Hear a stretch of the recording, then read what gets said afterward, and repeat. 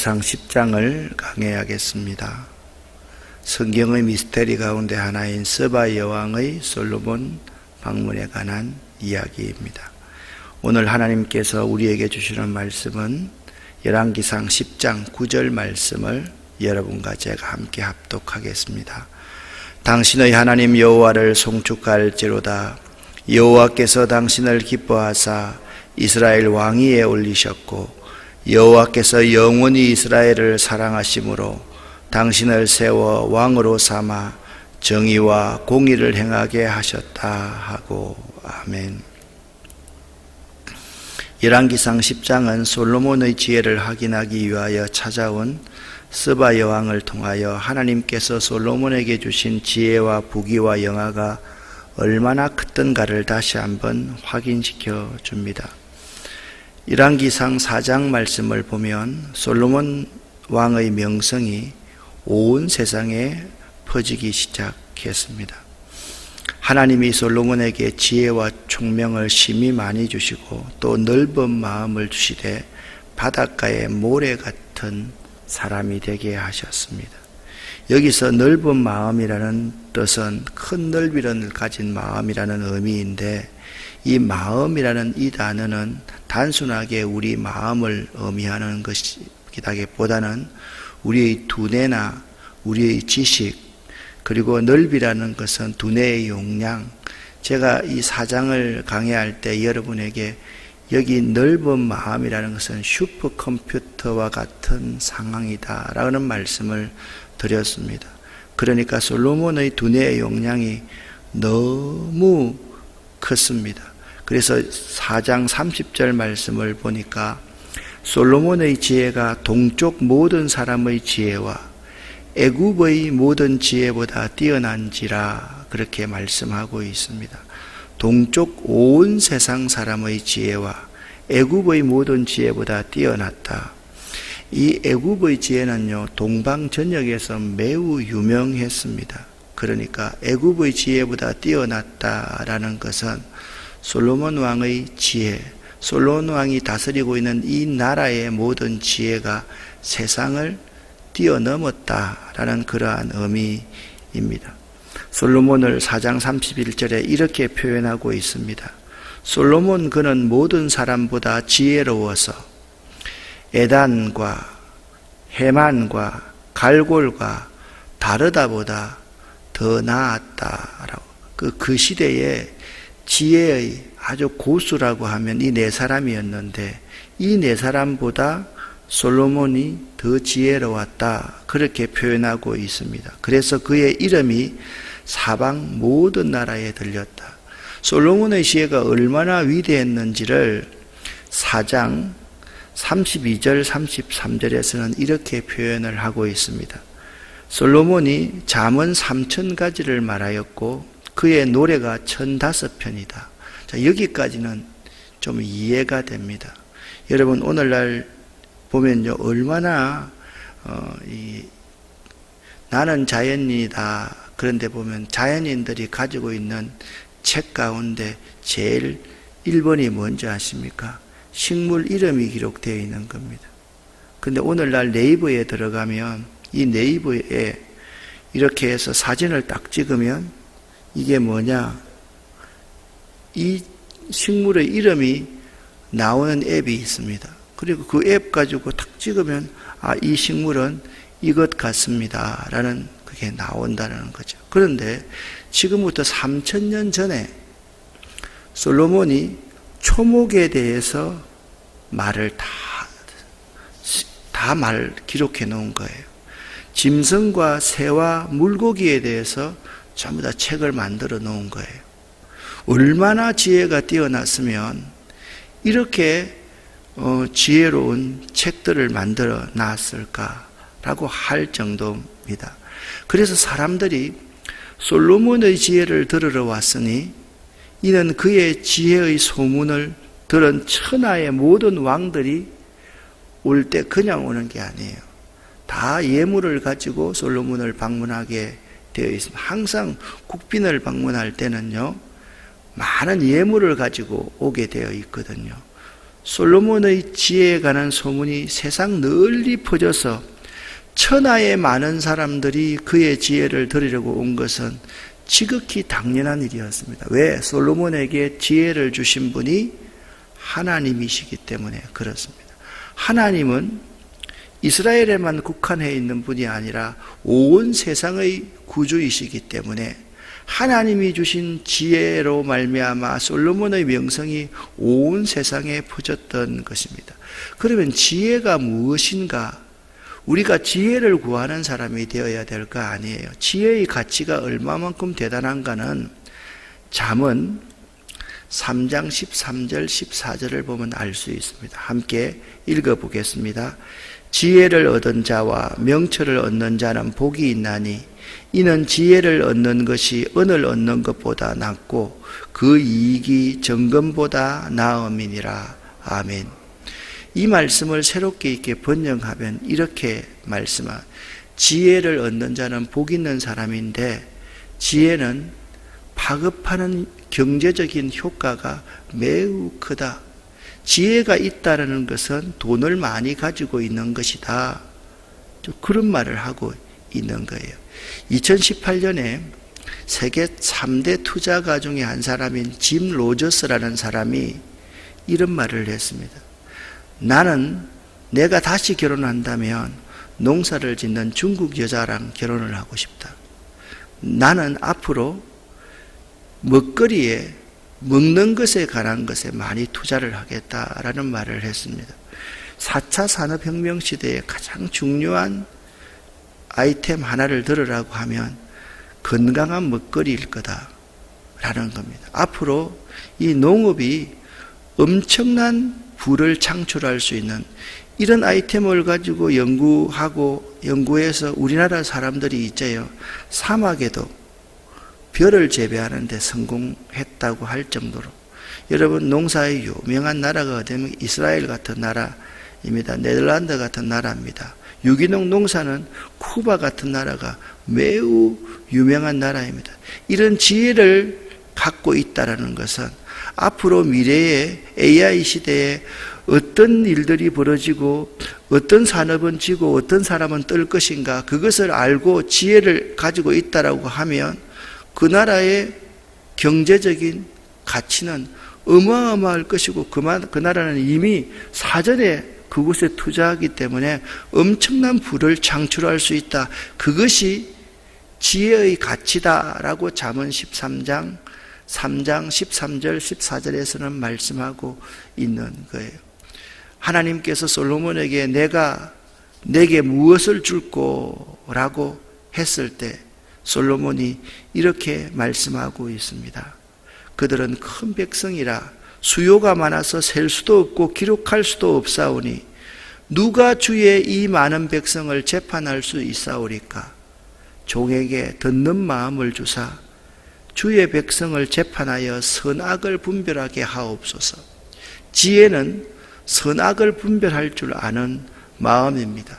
듣는 마음입니다. 그러니까 잘 들어서 선악을 분별할 수 있는 길을 가진 사람이 지혜 있는 사람이고 열린 마음을 가지고 있는 사람이 지혜로운 사람인데 이 듣는 마음이라는 히브리어 레브소메아라는 말은 문자 그대로 지혜로운 마음. 그런데 듣다라는 동사 샤마라는 동사는 복종하다라는 의미를 가지고 있습니다. 하나님의 말씀을 들어서 그 진리에 복종할 수 있는 마음이 지혜다라는 거예요.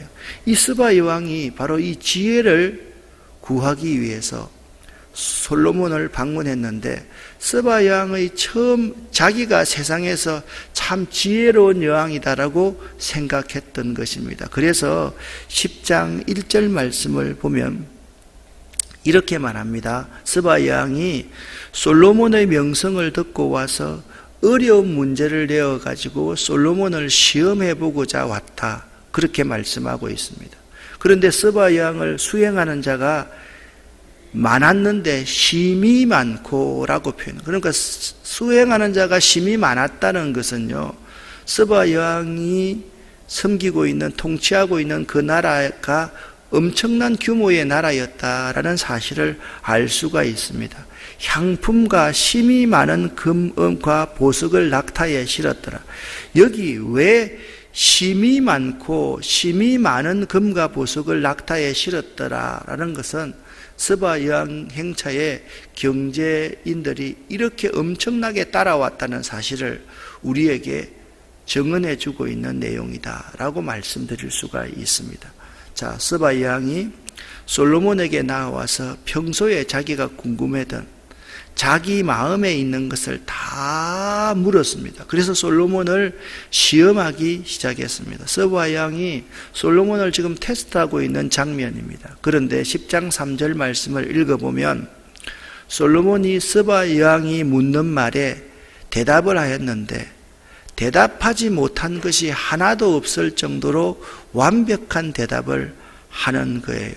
스바 여왕이 깜짝 놀랐습니다. 내가 내 나라에서 당신에 대해 들었던 소문이 있었는데 그 말이 사실입니다. 나는 사실 그 말을 믿지 않았습니다. 어떻게 사람이 슈퍼컴퓨터처럼 그렇게 엄청난 지혜와 지식을 가지고 있다는 것을 나는 믿지 않았습니다. 이제 와서 친히 본 적 내게 말한 것은 절반도 못 되더이다. 제가 정말 조그마한 지식으로 당신을 판단했습니다. 당신의 지혜와 복이 내가 들은 소문보다 더하도다 라고 그렇게 고백하고 있습니다. 그리고서 스바 여왕이 축복을 합니다. 복되도다 당신의 사람들이여, 복되도다 당신의 신하들이여, 당신의 지혜를 매일 들을 수 있어서 복되도다. 내가 만일 솔로몬의 아내였다라고 한다면 아마 스바 여왕에 대해서 질투를 느꼈을 거다라고 생각합니다. 이 말은 무슨 말인가 하면 복되도다 당신의 신하들이여, 항상 당신 앞에 서서 당신의 지혜를 들으미로다. 내가 당신과 살고 싶을 정도로 당신에 대해서 홀딱 반했습니다 라는 표현을 쓰고 있는 겁니다. 그러면서 스바 여왕이 당신의 하나님 여호와를 송축할지로다. 하나님께서 당신을 기뻐하사 여호와께서 영원히 이스라엘을 사랑하심으로 그렇게 하나님을 찬양하고 있는 모습을 볼 수가 있습니다. 그래서 스바 여왕이 탐복해서 그가 가지고 왔던 예물을 솔로몬에게 드립니다. 금 120달란트와 심이 많은 향품과 보석을 왕에게 드렸으니, 자, 120달란트라고 하면 솔로몬 왕이 섬기던 그 시대에 나라의 전체 예산이 금 666달란트 정도가 되었다라고 합니다. 그러니까 그 나라 1년 모든 경제의 5분의 1 정도의 재물을 가지고 가서 솔로몬에게 드렸는데, 이게 스바 여왕이 가져온 향품이 이 이상은 그 나라에 들어온 적이 없을 정도로 엄청난 향품을 가져왔다라고 그렇게 말씀하고 있습니다. 특별히 있잖아요. 이렇게 말합니다. 오빌의 가장 유명한 것은 금입니다. 오빌의 금 가지고 있지 않습니까? 금을 실어온 히람의 배들이, 히람이 누굽니까?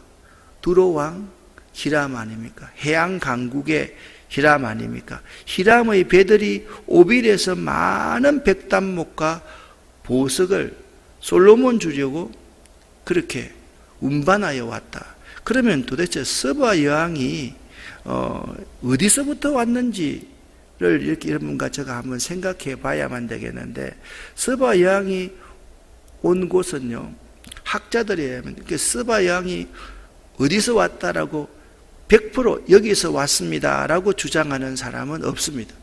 그런데 학자들이 가만히 연구해 보니까 지금 예멘이라는 곳이, 여기 보면 스바라는 지명이 옛날부터 있었습니다. 그러니까 예멘이라고 생각하는 학자들이 대부분의 학자들인데, 예멘에서 여기 있는 이 가나안의 예루살렘까지 여기서 올라오면 직선거리만 2000km예요. 직선거리만 2000km.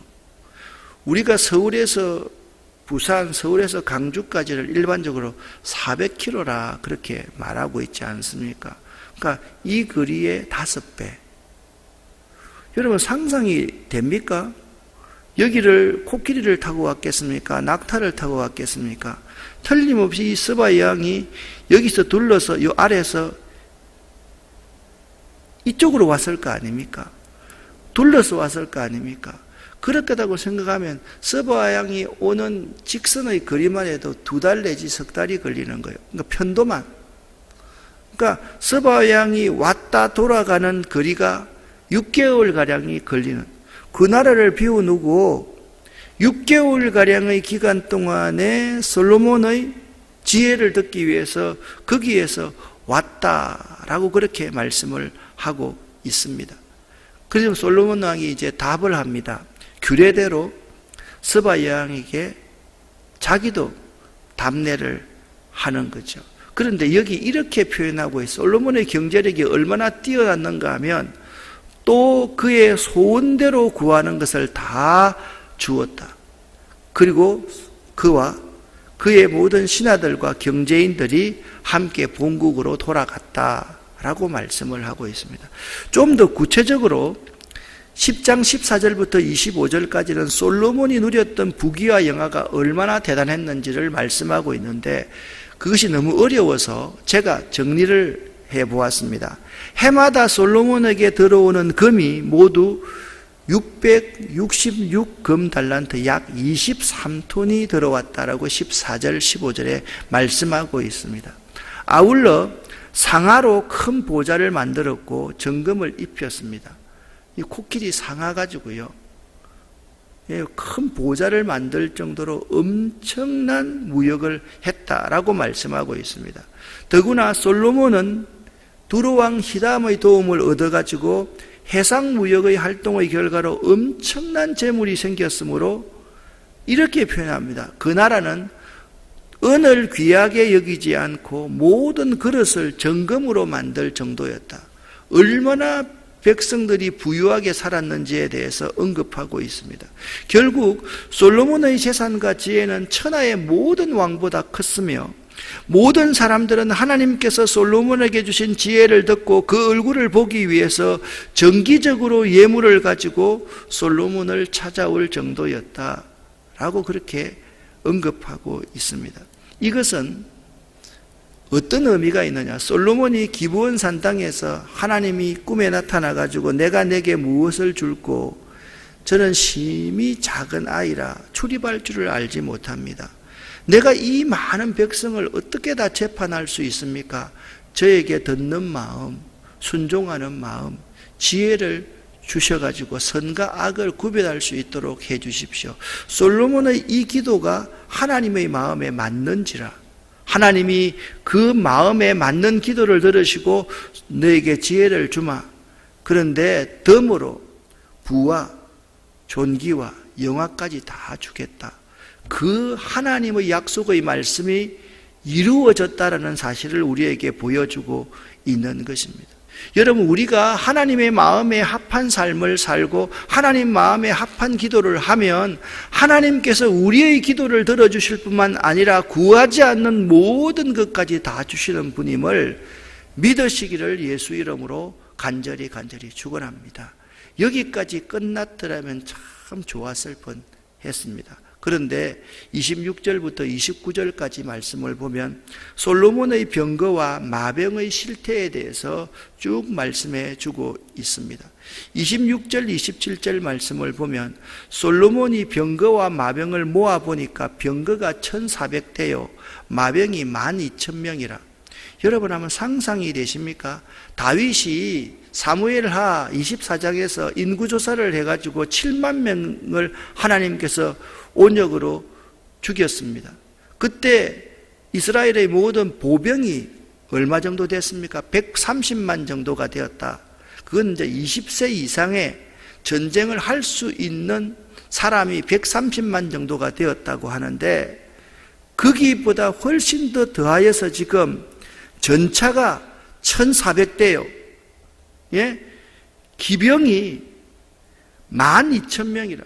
여러분, 그러면 12,000명이라고 하면 그들이 키우는 말들을 어디서 구해왔겠어요?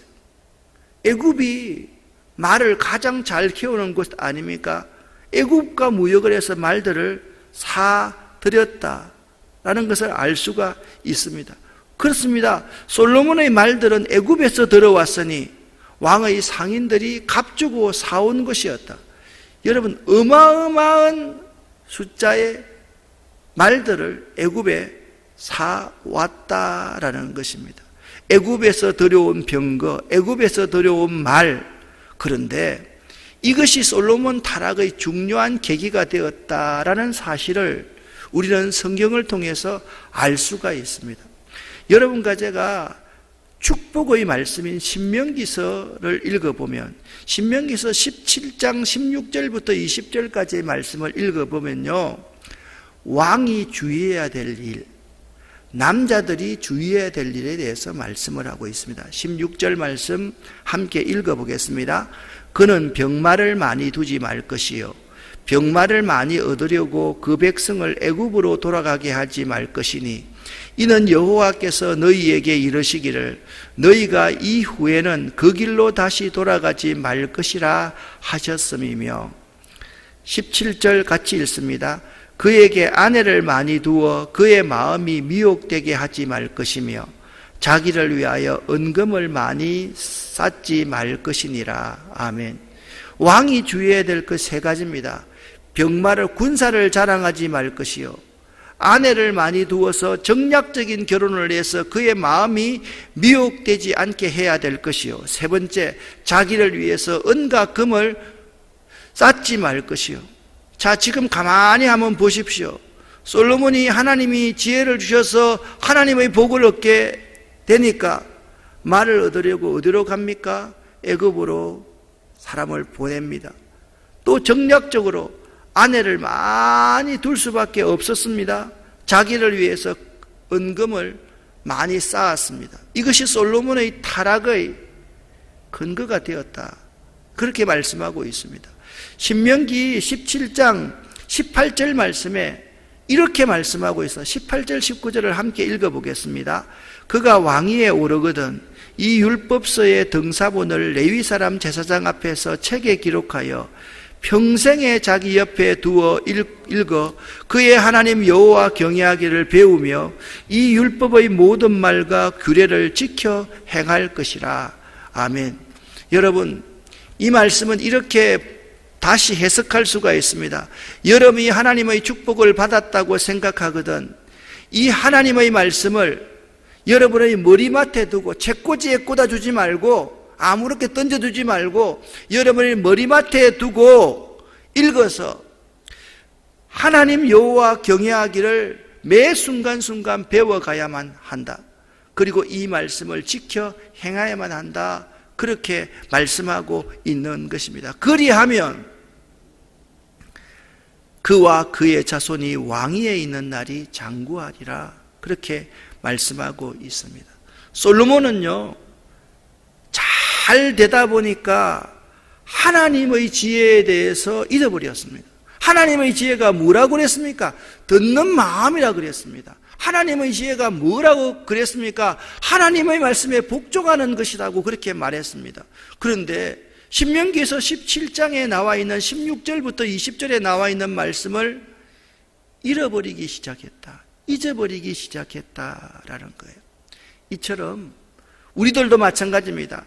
자신이 깨닫지 못하는 순간에 하나님의 말씀을 잊어버려서 결국 스스로를 넘어뜨리는 경우가 많음을 주의하고 또 주의할 수 있기를 바랍니다. 사랑하는 여러분, 여러분과 제가 이 율법의 말씀, 이 하나님의 말씀을 머리 곁에 두고 날마다 읽으면서 하나님 경외하기를 배우고 하나님 말씀을 잘 지켜 행하지 아니하면 여러분이 받은 축복이 그것이 축복이 아닌 것을 알아야 된다라고 말씀하고 있는 것입니다.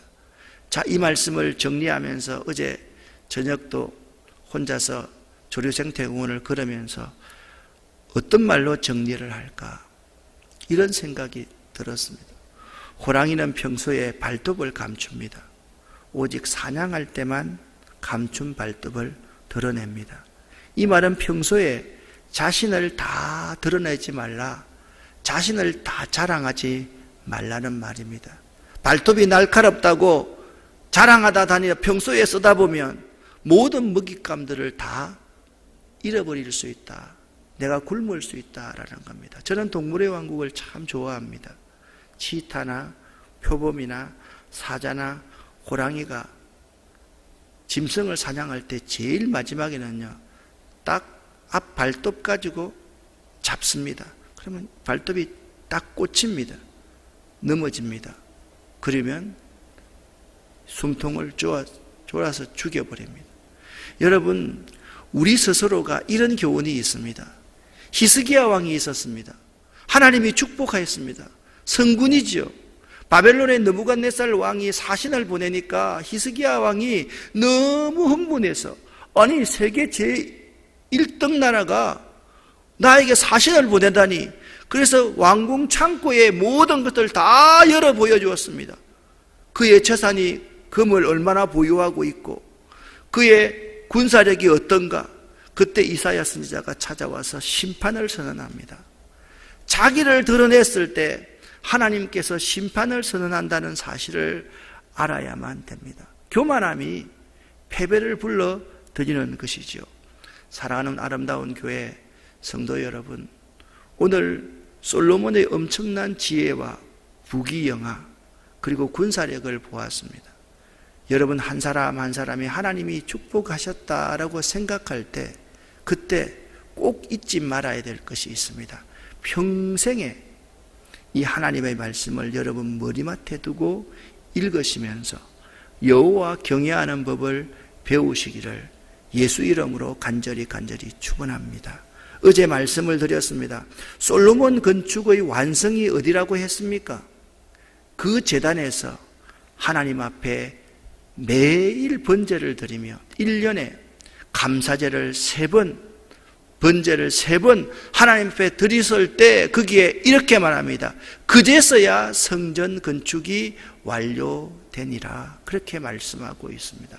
여러분에게 이 솔로몬의 축복이 귀한 교훈이 될 수 있기를 간절히 부탁을 드립니다. 기도하겠습니다.